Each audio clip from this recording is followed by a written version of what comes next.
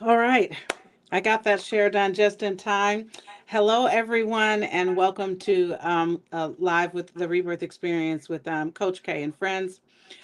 Really excited to be here today to continue with Steve in part two. I'm hearing a slight echo. I hope you guys aren't. I think I'm going to put my AirPods in. I'm not hearing Mm. it. Yeah, Okay. I'm not me either. All right. Wonderful. Yeah, we had some technical difficulties with this getting today's episode going, but delay is not denial. Listen, y'all, if we were in the Adventist church, they blame it on the devil, wouldn't they? They'd be like, the devil is busy. This is Yeah, about to be really good. it would. Oh, and that's a chat for another day. Steve and I had a great little chat about some of the religious stuff uh, yesterday, and I love, Steve, how you say you're a, how do you call it, a cultural Yeah, Adventist? cultural Adventist. That's what it is. Yeah. Hmm. Hmm. I think we could get with that, Charlena. We still like the culture, huh? Mhm. I mean, there's stuff That's that you it. take that that made you. So I'm not going to Yeah. deny that. You can't Hmm. eradicate it from you. Mhm. So I'm that's actually where I'm at. glad for it. I Yeah. I am so glad for the foundation that the Adventist Church gave me. Yeah. I'm So very Hmm. grateful. Hmm. Hmm. Steve, she also makes a fantastic Big Frank relish. Okay, really, I mean, okay. to me, the food is a bigger part of the culture. I It used to is. say, when Food, I was in music, my fellowship. Those three that's things. that's Come on true. Yeah. now. You can't That's beat true. that. Yeah. Yeah. Yeah. I used to say when I was in my 20s that I wanted to marry somebody who knew what wham was. Now I wouldn't even date an Adventist guy, much less marriage. It's just Right. there's Right. too much there. No. I had a friend who laughed when I told her about vegetarian scallops. She's like, "How can they be scallops That- if it's vegetarian?" I'm like, "It's never mind." yeah. Never So But you mind. yeah, wouldn't the get it. Yeah. You're yeah not the, going the to get it. culture is great. Yeah. But the haystacks, um, going to somebody's house after church for Yep. dinner and staying Potluck there for dinners. hours, like Yes. Yes. hours. Yep. That's it. Yeah, And you know what? Why do they even call those scallops? Like when I was a kid, I didn't know that there were like real real scallops. people. Me either. No, I didn't they're know that either. they're I was nothing shocked when I alike. saw. I was like, "Oh, that's what this supposed to be." Okay. Right. All right. Yeah. But you know what? I'm going to console myself with this. Every wonderful thing that we're talking about in our foundation, a lot of that stuff doesn't exist anymore. Even though some of the churches have moved away from some of the extreme teachings, that fellowship part is not the same. People Yeah. Hmm. don't It's not. open their homes the same. People don't really cook anymore. Like there a lot of those memories that I had, it's just non-existent. And And then I'll I just share. think COVID had a lot to do with it as well. Oh, it was Well, I going think down that. before COVID. Yeah. Yeah, before, but I think that kind of just put the nail in the Well, coffin. the other part of it is the another variable in that is when they made the move away from choirs to praise teams, and when they Hmm. made the move away from like gospel and those soul wrenching songs to like contemporary Christian. Yeah, the contemporary Christian music is good, but it doesn't hit like those old songs. Hmm. In fact, I went to this past weekend. I went to Revision Church with my cousin. He'd been talking about it, so we went to check it out. And they, praise team did well on to, but the music was not soul stirring. It was music. So I was like, so you have that, and on top of all the other things that we've talked about, people not going home for potlucks and that kind of thing. All those things, I think, make it it's an experience, but it's not the experience that we had when we were growing Hmm. up. Hmm. Yeah, well, I mean, that's such a great point. I hadn't thought about that. I think everything is the village. Well, you Like think about I think said, about the think about yeah. how involved families were, for example, with a choir. So, say you sang in the choir, you were bringing your kids. Your kids were singing or hanging out with their other kids whose parents were also in the choir. You know what I'm saying? It was like a hub of activity. Well, now the choir is gone, so now what do? There's no Friday night practice with the Hmm. choir. There's no, you know what I'm saying? Those little things I think made a difference. you know. Because I Well, remember I growing up, my mother was in the choir, my grandparents were in the choir. We looked forward to choir rehearsal not because we were singing, but because our friends were there. could hang out. Yeah, But yeah. you know what, Steve? So I want to ask you guys before we get into it, just since we already started here, like what's our your favorite SDA memory? And Oh, wow. like if you had to pick like, one or one and a half things, and definitely for me it would be the fellowship and the village. Like everybody was Yeah, my auntie, yeah, and my mother says that one of the things that she thinks was is the reason for it back then. I don't know if this is true for you guys, which is why I'm sharing it here. They weren't, this is going to sound terrible, but encouraged to be as close to their outside non SDA family. yeah, Okay. So, yeah. because of that, that's why they became family with each other. And that's why I have church aunties. I don't Yes, know my right, biological aunties right. as well because they weren't Adventists. And so, Yeah. my father would take us to see his non-Adventist family, but it was a very sheltered experience. And my Yeah, because it's entire world was insular. It was SDA. insular. Everything, the Yeah, school, the church. I saw the same people Monday through Friday, and I saw them again at church on Saturday. And then Hmm. after church, we went to either a social, or my father loved to play rook, and so we would sit at somebody's house while my father played rook until he was ready Yeah. to go home. And it was like clockwork. Every day was the same. Every weekend was the same. My parents didn't go out on their own. My mother wasn't doing girls trips. They weren't doing these extra. They were having birthday parties and all these events we do. It was church work, and we were home. That's Mhm. it. yeah. Yeah, I think Well, so. For me, I think Pathfinders was probably one of the favorite things for no. me. Mhm. Um, we just had a great Pathfinder team, leaders, all of the activities that we did.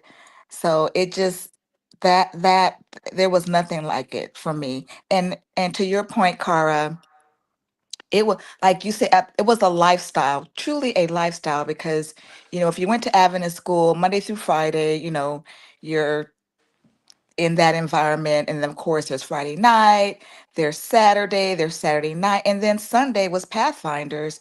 And then Monday, you start all over again.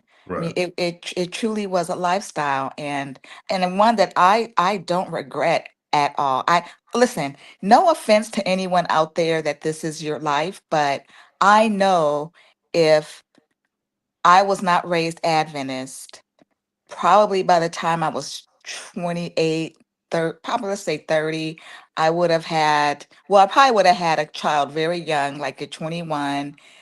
And then I probably would have gotten married, but I would have been divorced and I would have had a child from that marriage as well. And I definitely would not have gone to college. And I Right. probably would have Mm, worked at the post office Right. or something mm, like that. Like Right. that would have been my life. And it's funny because even when I think about in terms of my cultural experience and exposure to, like, we used to go to banquets as kids. Like we would go to banquets at hotels, and we would get dressed up, and the guy would come and pick you up and give you a corsage, and we knew which forks to use, and the music that you talk about, the music that we were exposed to. We had a great music director at our church who would he'd bring in an orchestra, and he would do the seven last words of Christ or the Messiah. And so it exposed me to different types of music. And so, yeah, a lot of the cultural part of who I am. And my mom, and we would have Sabbath dinners. I share how she would, well, this wasn't so much Adventist, but she would pull out like the best. She'd pull out the linen and the china and the crystal, and we would have and fresh flowers for Sabbath dinner. And so it was just it has shaped so much of who I am, Right. and I Right. love it. mm. I Yeah. love it. Still do. Let's, Yeah. yeah. What? Why aren't our children? They don't have the same feelings. But Steve, give us your favorite memory. I think I usually like the potlucks and the fellowship Mhm. after, the after Church. the Sabbath dinners and the discussions afterwards. Those were my Hmm. favorite times. But they did a report years ago that showed that if a person was Adventist or became Adventist, if they converted to Adventism, that within about 8 years of becoming an Adventist, they lost all their non-Adventist friends. Hmm. Wow. Well, that one I didn't know. Yeah. I So and yeah, I because can it see comes that. very insular, you know what I'm saying? We become very I can insular. see that. Yeah. Yeah. The So Sabbath thing alone does that. And then Mm-hmm. when I used to, navigate having guests over, right? It's like anything within thy gates. I had a falling right, out with a right, right, non-Adventist friend who wanted to watch TV, and she kept getting aggravated because the sun hadn't set yet. And she was like, "Give me some keys and take me out of here. I'm bored." And you know, right, right, it was a tough moment. But I never liked that particular rule. Like, who am I to tell grown-ups what to do just because they're Hmm. staying at my house? It just right, right, right. Yeah. What a lifestyle. Mhm. Well, I'm going to take us in because I know we could definitely talk about Adventism for several hours. And just start us off by saying that I am look, what a segue. We're talking about Adventism and church and all the rules. Here's my wine for this evening. This is my beverage for today. And I want to ask you a question, Charlena. Do you know how long red wine can sit? I like to have the red because honestly, because it doesn't need refrigeration and I can keep it like upstairs. I have a special cabinet and I can just You have mean a glass if whenever. it's opened? Yeah, it's been open, but it's corked. I put the cork back in, but it's been a So not couple that weeks. not I am not the expert, but I would say probably at the longest a week at the lust pushing it, and then after that you need to cook with it. Okay. All Like, right. Well, yeah, you don't have to throw out your bad wine. You can use it for okay. cooking. With the speed of television, here's another unopened bottle that I found. So I'm gonna have this. It's Chateau La Nerthe. I can't pronounce it, but it's from 2019, which was not a great year for me actually. But I'm gonna drink this anyway. I don't even remember where this came from. Um. Okay. Over to you, Charlena. You're gonna be shocked. It's the base because the grandbabies are there. You're not drinking at all. Water. Okay, because Yes, I always have my I water. know, This is and my new water bottle that I love. I rarely ever I rarely ever do. So yeah. You see that, Steve? She's the alkie. Not it's not me. It's See, Charlena with her fancy cocktails and stuff. And What you Steve, got, what are you? Steve? What are you drinking? nothing at the moment. So we'll see. I Got can At, some see. water? at some point, I'll get some water, but nothing Okay. right at the moment. Okay. Yeah, Do you drink? I do not. Okay. I That's all never, right. I, But you, I never developed the taste for it. Although my kids Ooh. drink, my kids ooh, love. I mean, my son has gone through. He used to be a beer connoisseur. He tried different okay. beers. Now he's on to whiskeys, I think. Okay. Um, and Mariah, my daughter, loves various wines. I never. It all tastes like gasoline to me. So Oh, yeah. I'm sorry. No. But you know what? That's a leftover from the culture thing because that's Natalie too, Charlena. That's why Yeah. and she's actually been trying, Steve. Like she wanted I've to, had it, but you know. I've never. Yeah, it just all tastes nasty to me. So It is nasty, but I developed the taste in high school, Mm. trapped in a boarding school with tons of rules, and I was looking to escape reality, and so I started drinking fairly young, and I like bitters in general, right, olives, briny things, stuff like that, and so I was could do a shot of tequila, nobody's business, but I've never developed an addiction. Like I don't drink every day. It's very social. I keep liquor at the house because I always think I'm going to have a For party and mix people. some things. Yeah, but right, I rarely use it. right. Well, unlike the two of you, I love the taste of alcohol. I, She said that so okay. I do. I drink for taste, not for effect. I love the way it tastes. I do. So, Yes. Well, you know mhm. what? I All will right. tell you what's weird is and maybe we'll get into this at some point. When I was married, I had to have my red wine every night. I kept a bottle by the bed like a wino. Like I had to have it to be able to function, to be able to have a conversation with the person I was married to. Like I would go through two bottles. Wasn't drinking like a whole bottle a night at all, but I had to have it every day. It was a Mhm. routine. It's silly things I've noticed that I did. when I was married that just kind of evaporated. I had to have the red wine, and I would play games on my phone every night to deflect and avoid the connection. Mhm. Right, right. So it just feels good not to have to. I just don't have to do any of that anymore. Hmm. Oh So well, take you us want to take into us it. in? No, go ahead, Charlena. You take from last week.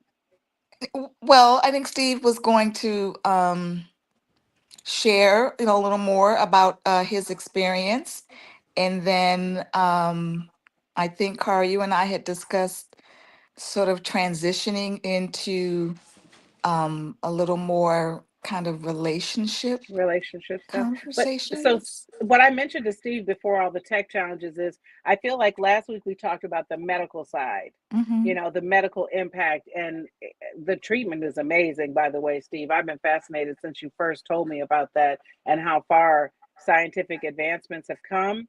Right. And I wanted to explore a little bit more of the day to day and the relationship side. Like, how did you? First of all, how did you tell the people in your life that you loved at the time? How did you give them the news about your diagnosis? I remember Wendell saying last week that he doesn't even remember having the conversation with his wife. He put that in the comments. I just called him and told him, "Hey, Mm. I've been diagnosed with lymphoma, and I'm going to fight it." That's what I told him. So it wouldn't a lot of I wouldn't I didn't allow. It was so matter of fact that it wasn't a lot of emotional fallout from Okay. that. You know what I'm saying? It was just a matter of fact. Here's what I have. This is what I'm going to do, and I'll keep you posted. And I did that with my kids. Did it with my close friends, and that was So, that. Steve is, excuse me, I have a little cold. All right. But is that your emotional constitution for the most part in terms of how you handle most things from I'm usually maybe very a less pragmatic, yeah, okay. and I was I was raised by grandparents who went through the depression, and my grandfather would always say, handle the emergency, and if you want to fall apart afterwards, then fall apart then. Mm, But while you're okay. going through the crisis or whatever it is, keep your Yeah, head about you, deal with it, and then I see. afterwards, deal with that. So yeah. I like that. Um, The interesting thing about which, and again, it goes to how naive I was, thinking that true enough, cancer was a major crisis.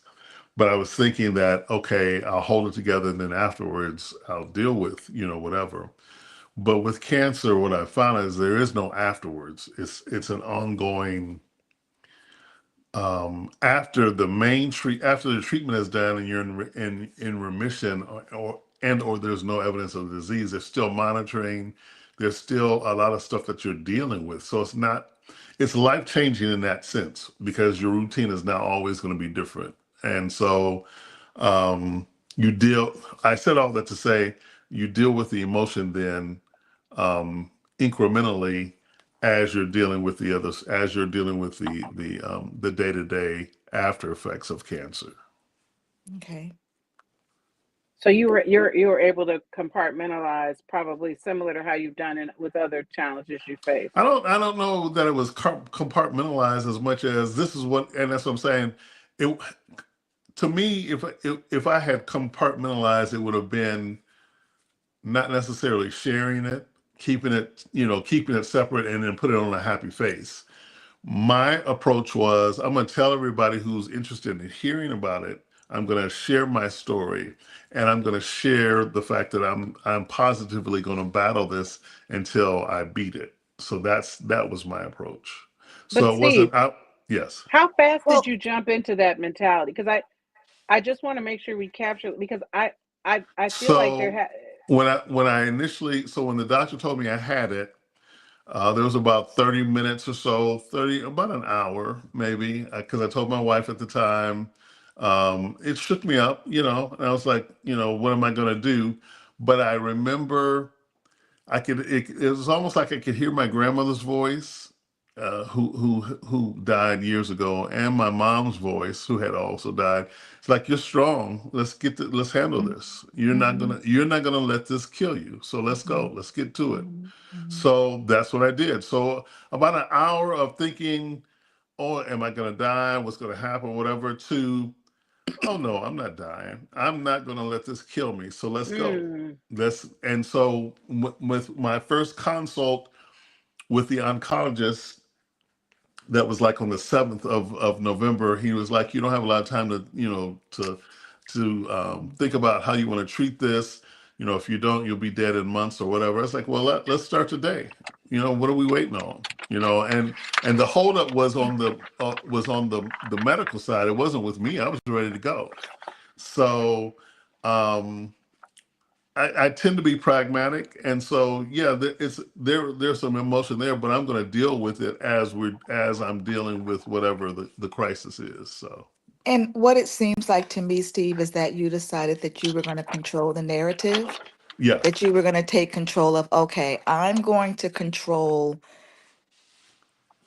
the reaction to this, or I'm going to control what this journey is going to look like right, in right, terms of the eyes of other people that I share it with. I'm going to right. show you how I want you to navigate this journey for Or me. how it can be navigated.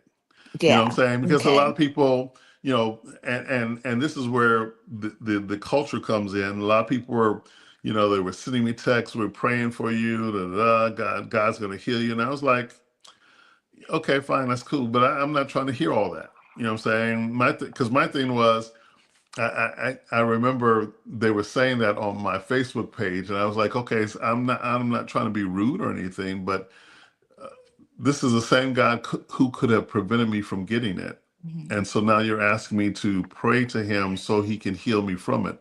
Help me make sense of that, because it doesn't make Mhm. sense to me.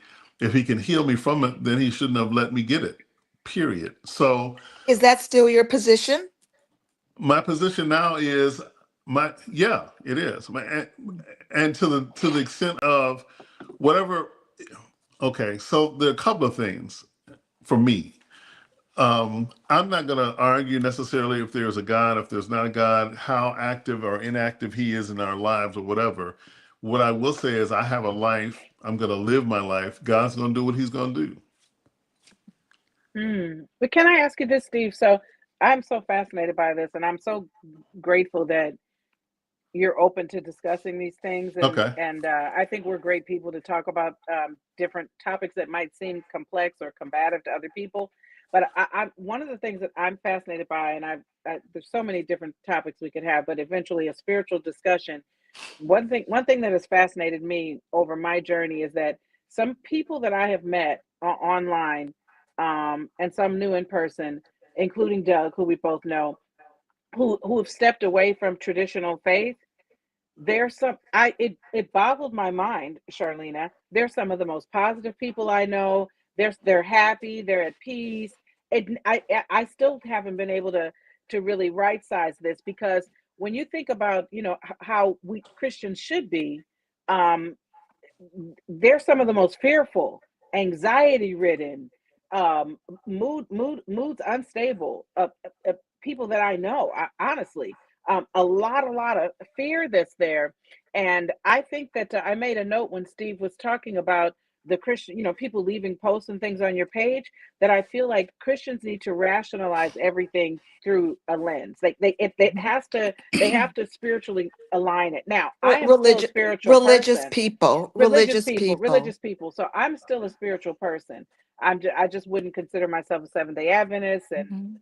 I don't know. I don't need a Yeah. label. But Yeah. what I will say is, one of the things I've learned is life gives us lessons, and we don't always know what anything is for. And so the cancer journey, it has been transformational for you. And so if we were to say that there is a God, or there is an ultimate creator who, gives us certain experiences to grow us or to affect other people around us, then to me, I could see that I'm giving this battle to Steve, because I know he's a fighter, he can handle it, and it's going to bless all these other people, and it's also going to create some sort of change in Steve and further Yeah. him on his journey. I guess. Yeah. I see how you could arrive at that. I think that we give, and this is not a knock on that. I think that we give meaning to the experiences because we don't necessarily know what God, universe, whatever, what was the purpose. So we give it meaning or whatever, and that's fine. But sometimes stuff just happens, and it just there's no meaning to it. It happened. Why did a tree fall on my house? It just fell on the house. It Why did happened to be there. this Texas flooding and Yeah, on all these young girls who are at a Christian summer camp? Some yeah, things just happen because this is a life on earth and it was never going to be Mhm, permanent. And mhm, that, you know, yeah, cancer yeah. cells mhm. form And and we trees seem to, fall. And yeah. And so I'm not knocking finding the meaning. I'm just not necessarily going to agree with when people see my experience, they want to attribute their meaning to it. And that's cool, but that's not my meaning. My meaning is stuff happens. And because it happens, because it's in my road and I've got to deal with it, then I'll deal with it. And here's how I will deal with it. If the outcome had been death, I still was going to deal with it positively Mhm. until I died because that was So, my thing. Yeah, I think that people will attribute, they will put meaning to a situation based on what works for them. yeah, But I think that we have the power as individuals to create whatever the meaning is in terms of how do we relate to whatever this experience is. right. That's the takeaway, which Yeah, is how do we choose to live in this experience or handle this situation or this thing that comes upon us, whatever it is.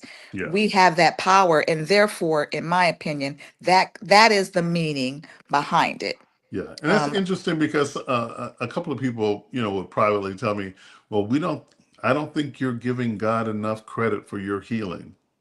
Okay, well, thank you for your I opinion. was going to ask you that, Steve, but you already went there Ooh. because, oh, this is what gets me Oh hot. yeah, yeah. How You don't is think, this okay, your well, you know what? business? Yeah. It's not your Right. business. Why are and let me tell you why I'm getting so I'd be like, hot. and usually I would Because say, when and people, and so what? What's going to happen now? What but are you see, going this is to why that gets me so hot. Because do? when people say that, they are actually mad.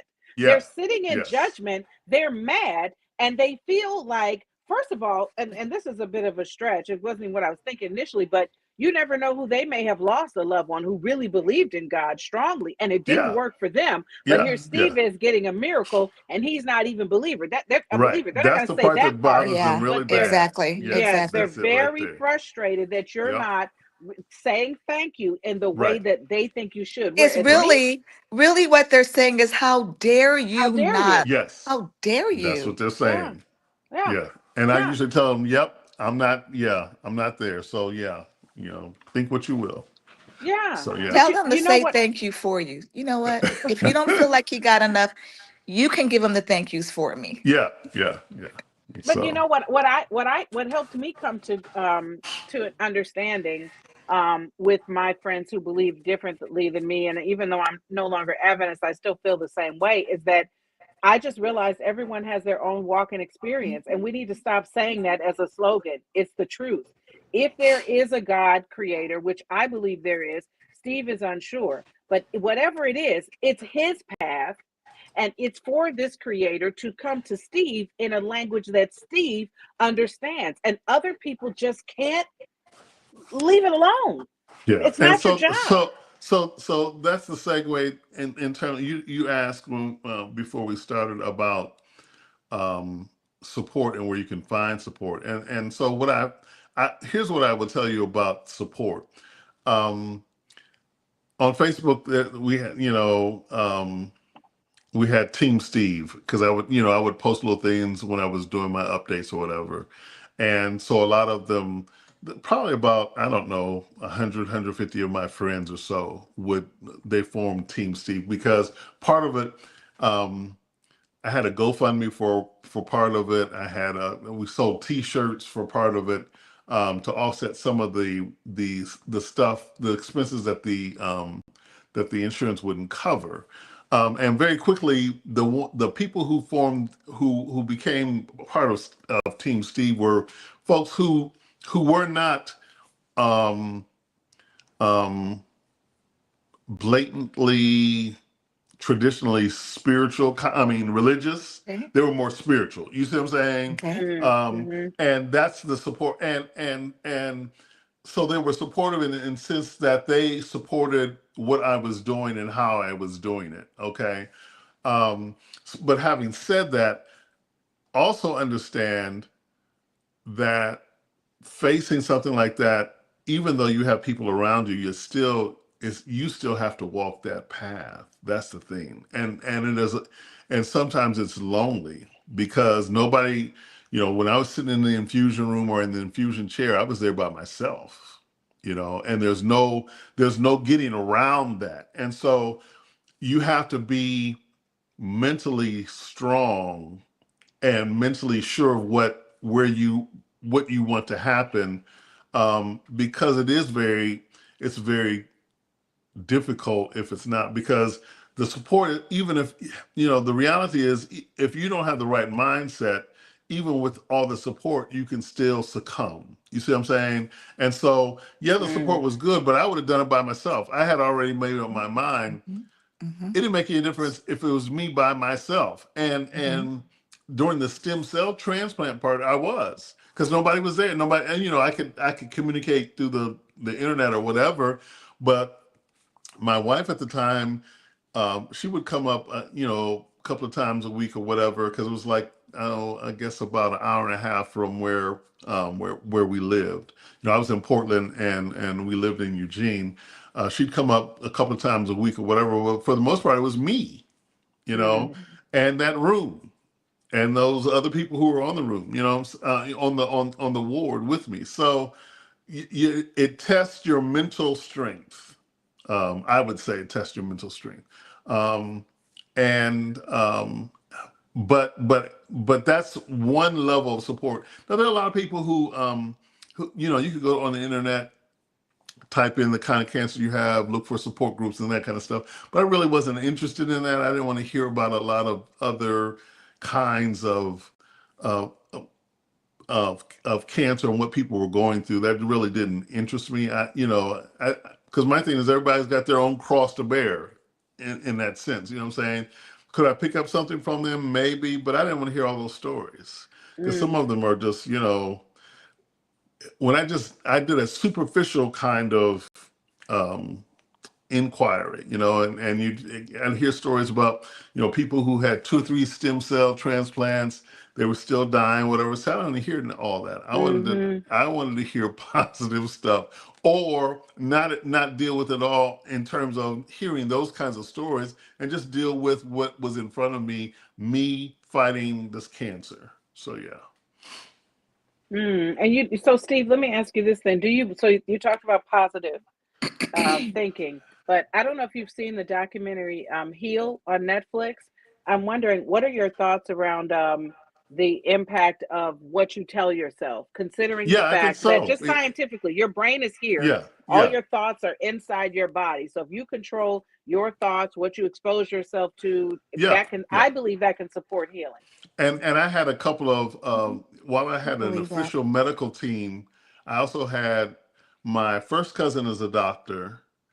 Her father is a doctor. My uncle is a doctor, and then I have another friend that I've known from Oakwood or whatever, who's a doctor, and that was my unofficial medical team, and I would run stuff by them. They would talk to me, whatever.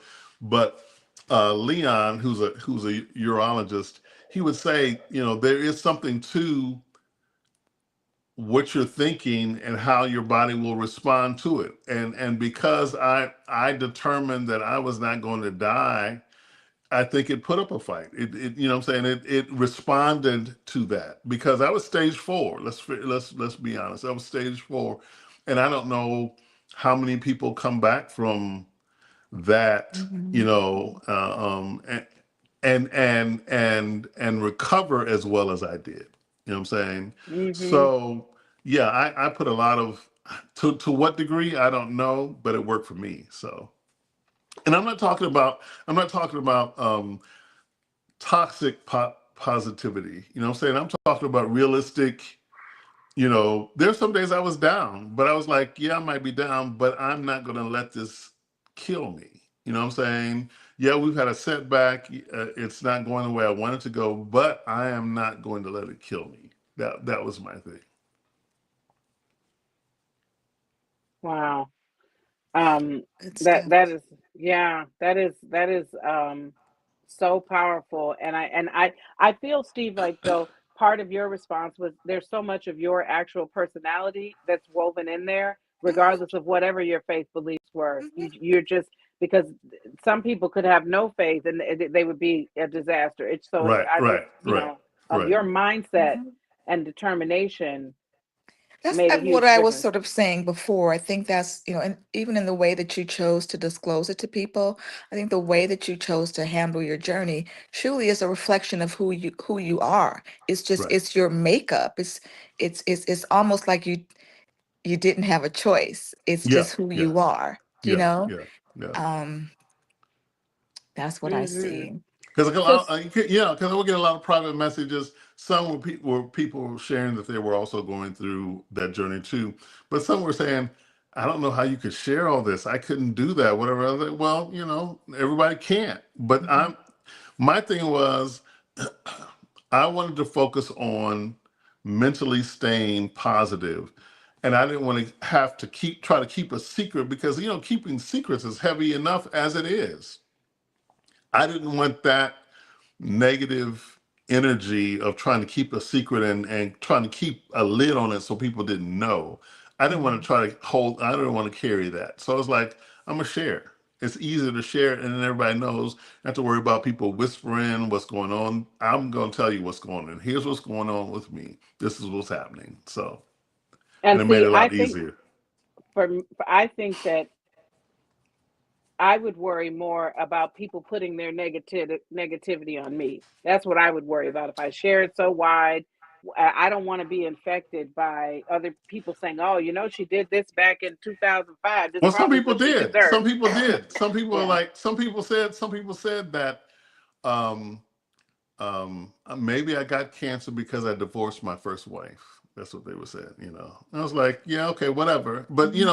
I guess my thing was I can deal with that. You know what I'm saying?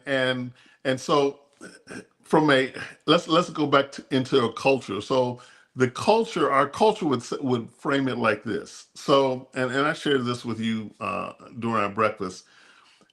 Being born in a church in the Adventist church in 1960, parents were not married. So I was viewed as an illegitimate child, but everybody in church knew that I was, right? So it takes a degree of and then on top of that, my grandparents that raised me and that had an effect in terms of raising me, those were my father's parents. And my father would go on to say years later that he didn't have any kids. So they had to the line that they had to walk was they had to find a way to support me and my brother, you know, but not do it to a degree that it would anger their son, right? But what Okay. that did in terms of, and you know how the culture used to be, you have how they treat, how Adventists have historically treated unwed mothers and Hmm. those kids Hmm. back in Hmm. the 60s. I'm not talking about now where they're more embraced. Back then they were not embraced. You know what I'm saying? You were kind of, you know, looked at in a negative light. You know what I'm saying? And so to have the strength to navigate that, you see what I'm saying, in a way, I would say made me mentally tough enough to deal with any negativity that was going to come later on. Mm. And see, that's what I'm saying. Life gives us these things and they prepare us for future To me, there's a link between all of this stuff, many things that happen to us. We Yeah, see that, oh, if I hadn't dealt with this, I wouldn't know how to do it today. And yeah, it yeah, whatever yeah, we want to attribute that to, I do think there's something there. So, Steve, let's talk a bit about the impact that this had on your marriage at the time, or whatever you want to share around that. So when you got the diagnosis, because I know you guys are no longer together now, were you in a good place at the time? I've often We wondered. were in a shaky place then. Okay. In fact, I found out later that when we were talking, she was saying that, well, she was saying that she had been looking for a place for her and my daughter because she was going to move. She was going to leave me, but then the cancer thing happened, so she stayed around, right? Wow. And so I didn't know that till afterwards. Mm. And so her ability to quote unquote be supportive was limited, I think, because I think she was ready to go. I mean, and that's fine. People go. I mean, I wasn't, and so I do, and I thanked her for being there in spite of wanting to go. You know what I'm saying? And I think she wanted to go not because the relationship wasn't what she imagined it to be, for whatever reason. We weren't. I think that we were incompatible because there was such a great age difference. Because I'm 18 years older than she is. So Mm. That's so significant. yeah, you Mhm. know what I'm saying. So I'm a 60s baby. She's an 80s baby. You know what I'm saying? Mhm. You how you gonna bridge? You can't bridge that. There's no bridging that. You know what I'm But saying? Steve, you said that you thanked her. Like, listen,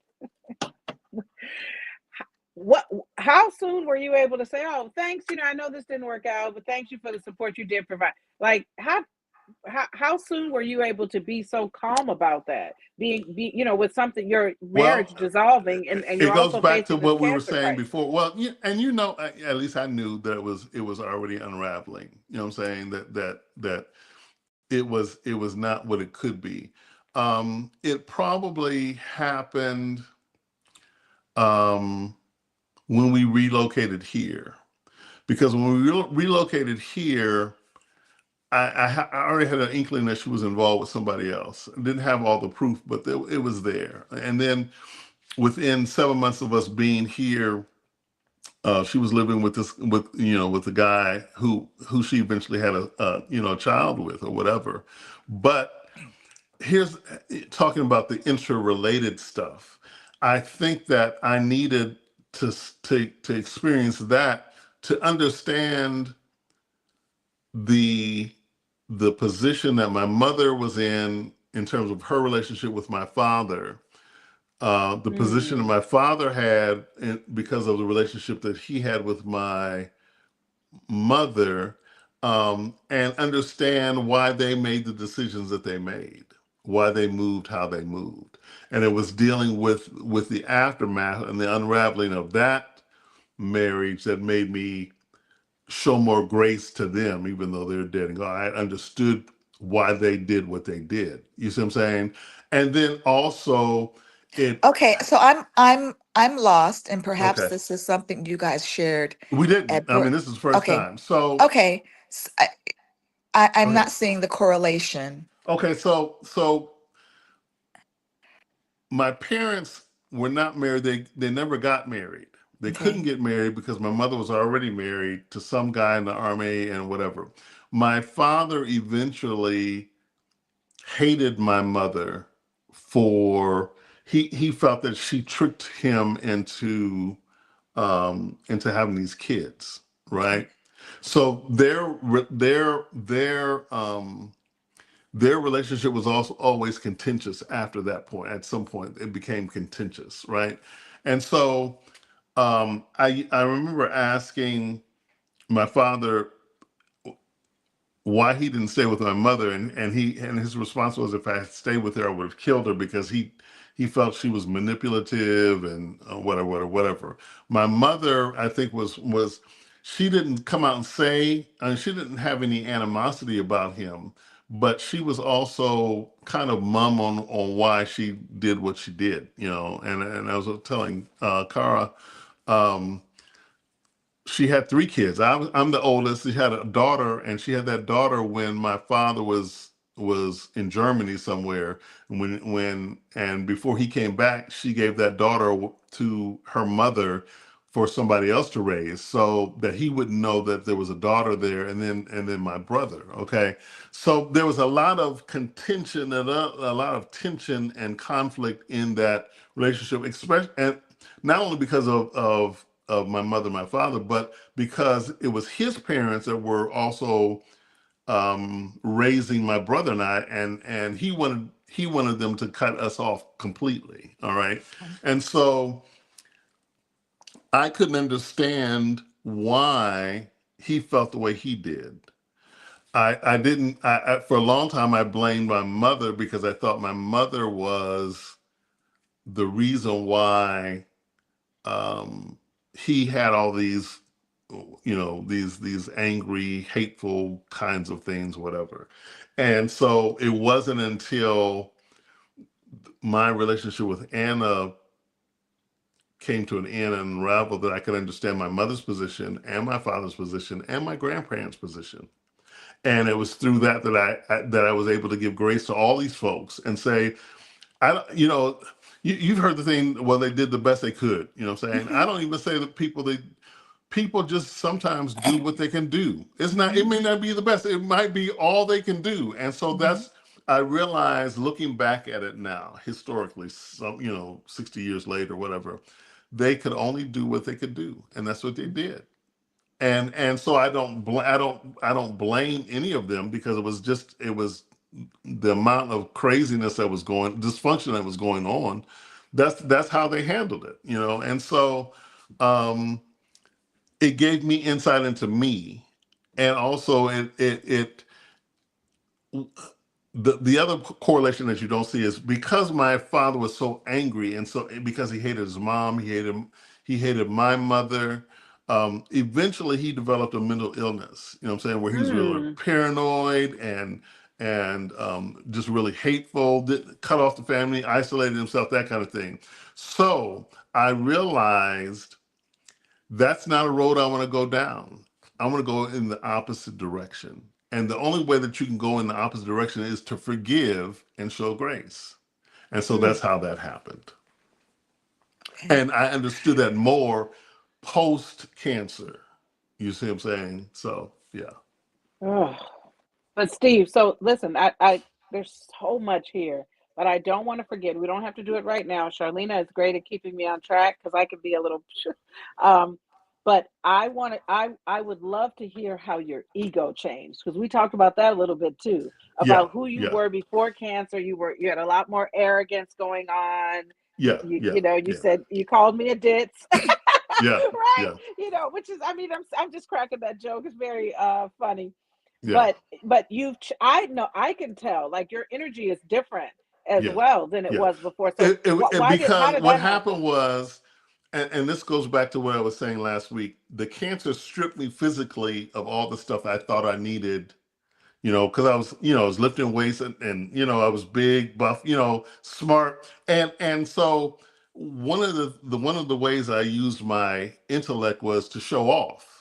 It wasn't Mhm. necessarily to help as much as I'm going to show you how smart I am. Mhm. And Mm, I realized that a lot of that was when a lot of that was my attempt for people to see me, to be mm, seen, because being raised as an illegitimate kid, I was taught not to be seen. You see what I'm saying? To be kind of anonymous. You know what I'm saying? To be mm, to literally to the whole thing of children should be seen and not heard. Well, they didn't want to hear me or see me. You know what I'm saying? And so mm, the lifting weights, the intellect, the flashy cars, all that stuff was my attempt to be seen. You see what I'm saying? mm, So cancer stripped me of the physical stuff.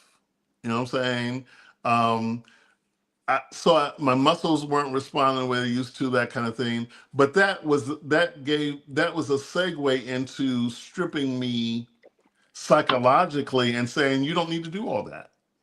That people can be attracted and like your essence without you having to belittle and show them that you're one of the smartest people in the room, and so forth and so on. And so it was because of the physical transformation that I could because I'm always thinking, and and so introspectively, as I was thinking about all these things that I had lost, and essentially being naked and starting over again, I was like, well, what about this? And I'm looking at my personality and what's motivating me to do certain things and that kind of stuff. And I realized, okay, this is what was driving that. I don't have to do that anymore.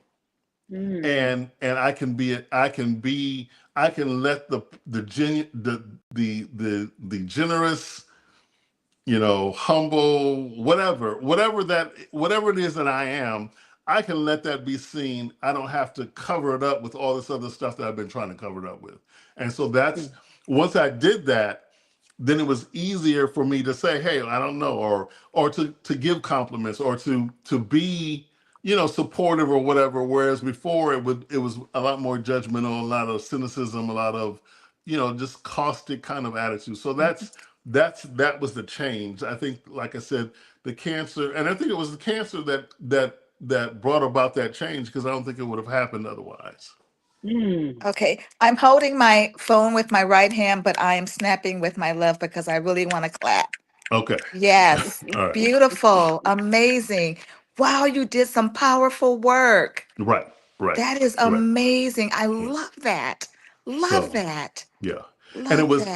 through the cancer that I realized, and I don't think I might have shared this last week, that I realized it took why did it take me so long to see it, is because for so long I viewed my dysfunction as normal, so I didn't see any Mhm, reason mhm, to review and explore and see what needed to be discarded. You see what I'm saying? And mhm. so the cancer being a dysfunctional medical condition again helped me to look at all these other things that were going on in my life and say, oh, okay, that's messed up too. So now what's the corrective to that? You see what I'm Mhm, saying? And so mhm, I was, like I said before, circling back, I was able to apologize to my first wife for being, for being an asshole when I left. You know what I'm saying? I Mm. didn't do anything, but I could have done it better. I mean, mhm. I could have done that process a lot better than I did. You know what I'm saying? I apologize and thank my second wife for whatever, you know what I'm saying? And for being there in to the extent that she could be there. You know what I'm saying? And so it was very liberating. All the stuff was very liberating. I should add that the fact that I don't have to, I don't have to be the biggest person in the room. I don't have to be the smartest person in the room. I don't have to know everything. All of those things were very liberating. You know what I'm saying? And it allowed me to finally enjoy life much better than I had prior to that. And I think what you have now through your liberation, you have a new strength that you Right, didn't, a real, right, true strength right, right, of person versus the external things that right, you right, had right, before. right, And that's right. beautiful. It's Mm. And like like I I was telling, love when people go through those sorts of journeys and transformations. It's beautiful because it takes a lot of inner strength to do that, right, work, to right. process all of that, and to get down to the core and examine And and discard all that stuff that you yeah, never to needed, just that you should, yeah. yeah, And so, that's yeah, I love that. and as I was saying before, now my thing is, if it does not rise to the level of life and death, I don't stress over it. You're not Hmm. going to bother, you know what I'm saying? And Yeah, so yeah.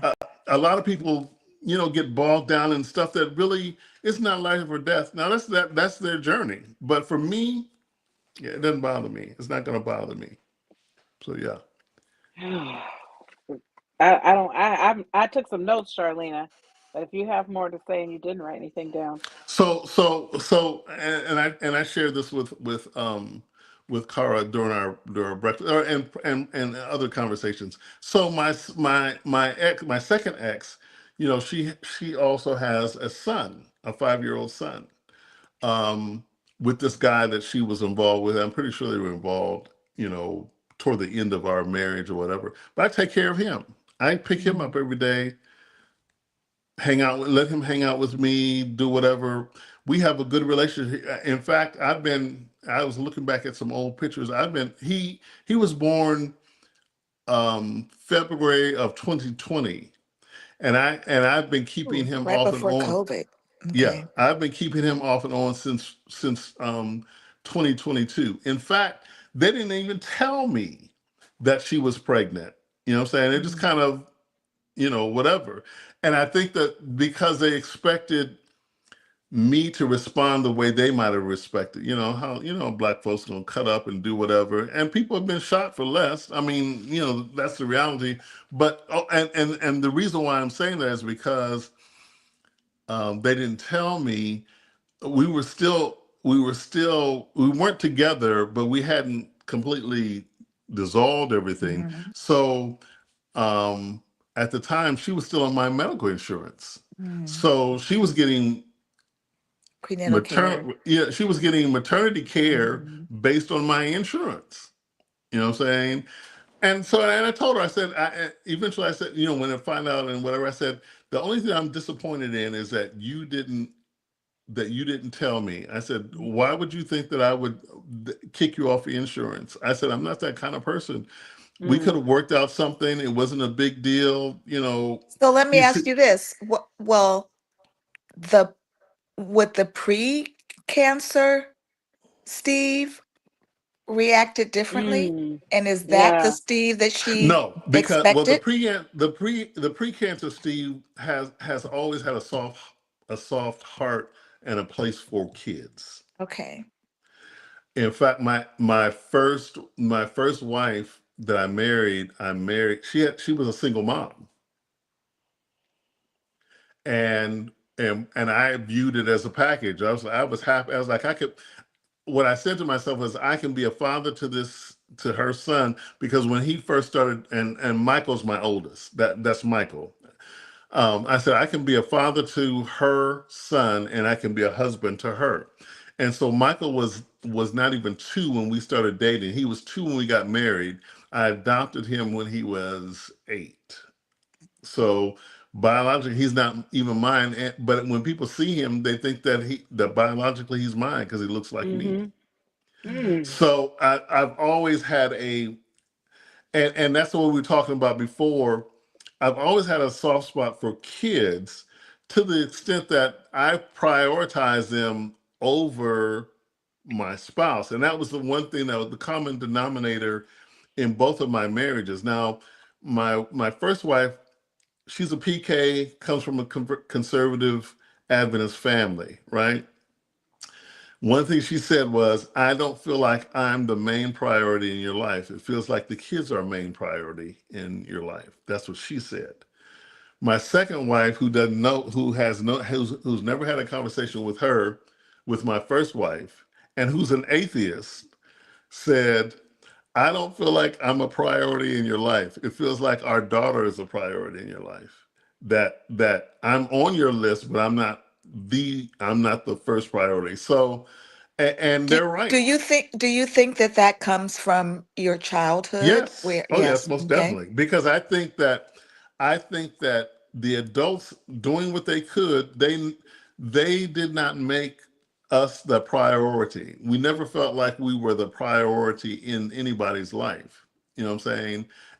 And so I think I said to myself at some point when I was young, if I ever get old enough and have kids, they're going to know that their father prioritizes them and thinks very highly of them. And so it's interesting because one of the things my son says is, if I ever get married and have kids, my spouse will be the priority, but the kids will be on that list. And I can't, that's one thing I can't even get around, because I'm so locked into the kids being the. Now, if we Mhm. don't, if I were to ever meet a woman and there are no kids, that's cool, right? And we didn't have any kids, that's fine. But once the kids enter the equation, it's like something flips, and I feel like I Mhm. need to make sure that they know who they belong to, and that they're prioritized. So it's like the healing the inner Steve in a Yeah, way. yeah, But this that's the probably what Steve it who was is. ignored and didn't get certain things. Right, You know, I, right. I want to say this, Steve. I'm not saying we're at the end. We're close to the time because we already started late. I am so grateful for you because it is really hard for men to share these things, and then the level of self-awareness that you Mhm. have Mhm. around all Right, of this and right. being so Mhm. transparent. And me and Charlene are just on here having conversations, Steve. We're not trying to be the Yeah, next yeah, Oprah and yeah, Gail. we, yeah, we don't know yeah. if we'll ever get viewership up, but my thing is, if it's just one person Right, that right, hears this, because people will listen to this, and there are people who have cancer in their body right now and don't even know it. right, And so right, we just right. never know. I wanted to ask you real quick, was there anything that you read? It feels very like all of your change was very internal, and it may be that continues to be the case. I just know, for me, there are certain books or materials or things that I read, especially in my evolution to more self-awareness and personal development. Excuse me. One of the books I thought about was a book by Deepak Chopra, Seven Laws of Spiritual Success. But Mhm. anyway, he talks about the self versus the ego. This Right, this battle with the self and the ego. The self is who you really are. The right, ego is who you wish you were, or what you right, admire, or right, right, what you see in other people, and you wish that was you. And so we will puff up and try to be this thing so we can be accepted and loved and all of that. And that's the right. book I was thinking about when you were talking about your journey. Was there anything that you read or studied or watched or anything that helped you, or did you really do this all 100% with nothing Yeah, external? yeah. And you haven't. Yeah, the reality is, all my life I've been in my head. I've Mm-hmm. always reviewed, been very introspective and that kind of thing. You see what I'm saying? And so it wasn't hard. It's funny Go because in that place. um, the discussions that I have with my cousin, who's a clinical psychologist, he's like, this is stuff that you can teach in college. You know what I'm saying? But because I'm always in my head and reviewing my behavior, my thoughts, why I'm doing those things, psychology early on was fascinating to me. Human behavior, Mm-hmm. and okay, we're going back to the meaning thing. If there's a God or universe or whatever, I Mhm. think that they wanted me to develop this interest, this intense interest in that field, because they knew, one, I was not going to have a lot of money. I needed a lot of therapy, and the best way to do that was to read psychology and stuff like that, and to get a feel for how to navigate those things without therapy. And good therapy really helps you introspect. That's basically what happens. To Mhm. become self-aware. And so that's what I did. And being retired since 2012, that's all I've had time to do, is just sit around and think about, why do I do what I do, and how did I get to this point? And what kind of, do I want to stay here, or do I want to make it different? Do I want to Mm. change? And just asking those questions helped me navigate, help me review behaviors, thoughts, attitudes, those kinds of things, and make a change. Because again, remember, the backdrop is, I'm not trying to be like my father. I'm trying to go in the opposite direction. You know what I'm saying? Which to me is much more healthy from a mental health standpoint. But Steve, do we accept or believe? Because this is what I believe about my family of origin and all of that. Some of it's just still in there, for me, the most I can do is be aware of whatever the negative behavior is. Try to raise my awareness of it, so that when I see that those traits showing up, I can then say, "Ooh, let me put that back," or Yeah, I I can mean, say, "This is who I it's am." a constant monitoring of those things. I don't think you're ever done with it, because again, it's at your core. It's some of that core stuff that you have to be aware of. You know what I'm saying? Um, and as long as you stay aware, I'm speaking of myself. As long as I'm aware of what drives that, what motivates that, then I can stay positive, stay in a better state of mind. If I ignore that, or ignore why that's happening, then I usually get in trouble. And when I say trouble, it leads to um, some self-defeating, self-sabotaging behavior. Hmm. You know. So yeah. Mm-hmm. Yeah. So Yeah. and so Yeah. that's what I'm saying. I think that that this level of of change could only happen because of the cancer.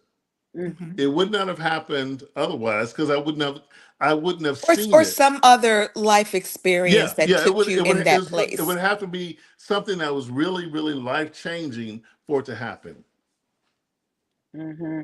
because it wouldn't That's have happened otherwise. You see what I'm saying? And Because and again, I didn't think there was anything wrong with me. and generally, isn't that ah, the case with that's all of it. us? Yes, That's the yes, Oh, case with Steve. all of us. yes, It may not be cancer, but there's Mm-hmm. something that makes us stop in our tracks and start to evaluate, why is this? Why am I that? Why is right. this happening? What is this?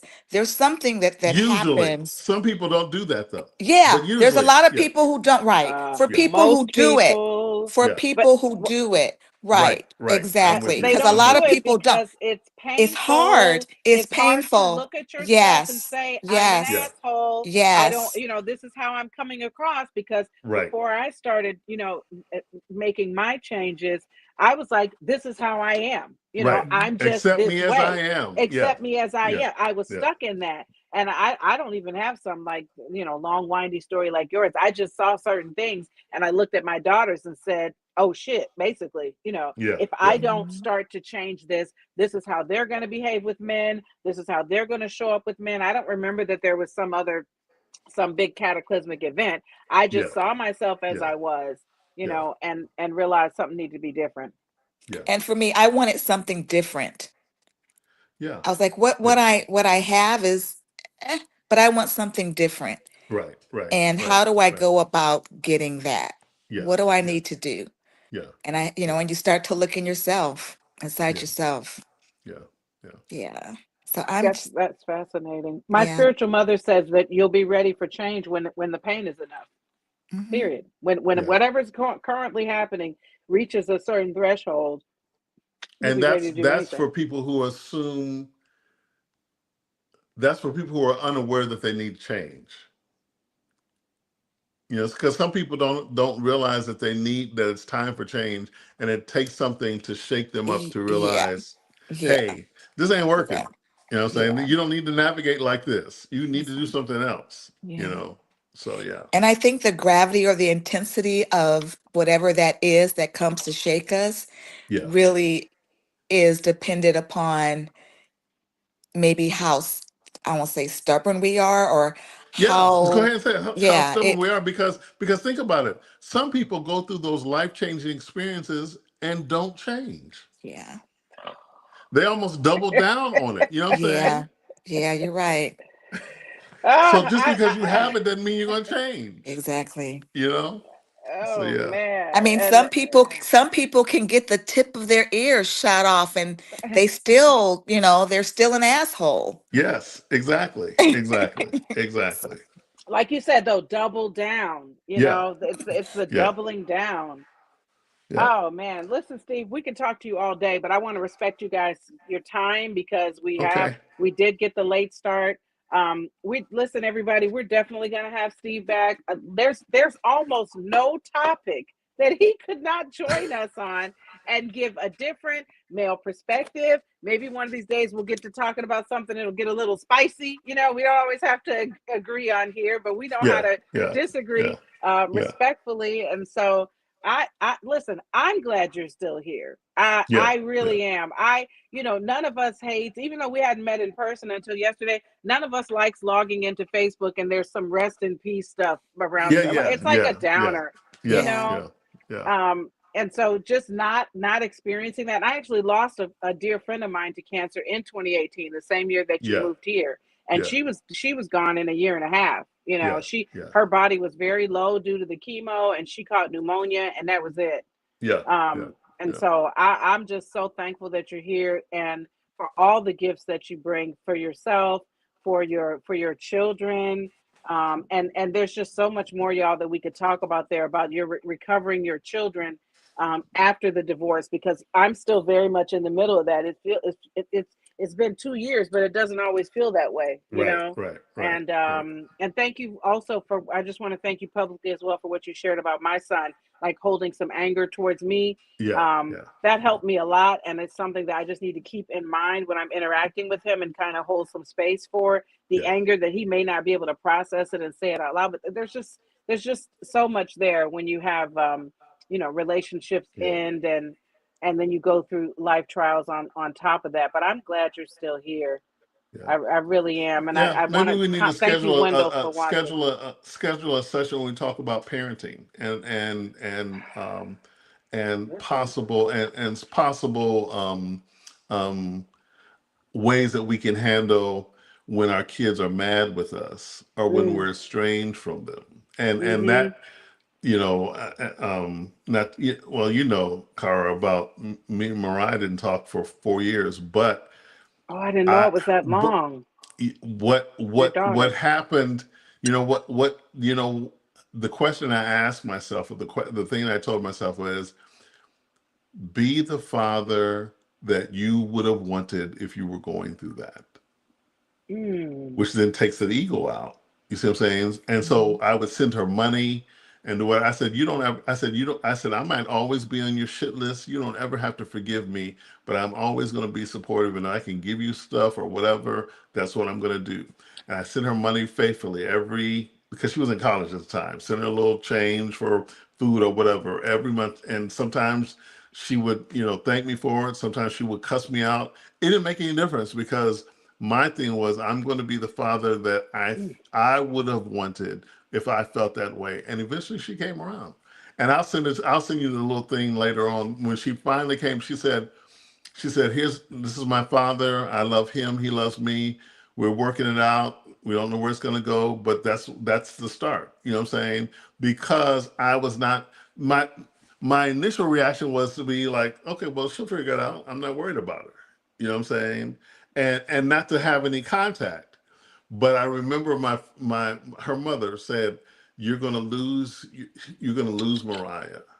You need to figure out how to navigate this period with her. And that's what I did. I was like, I'm going to be the father that I would have wanted, and that made the difference. Took a while. You saw the thing. You saw she. I talked to her. I Yeah, talked to her. she was not a happy camper with me. She was not. But eventually, here we are. So But let's. But this is to me is the pin on what you said or whatever.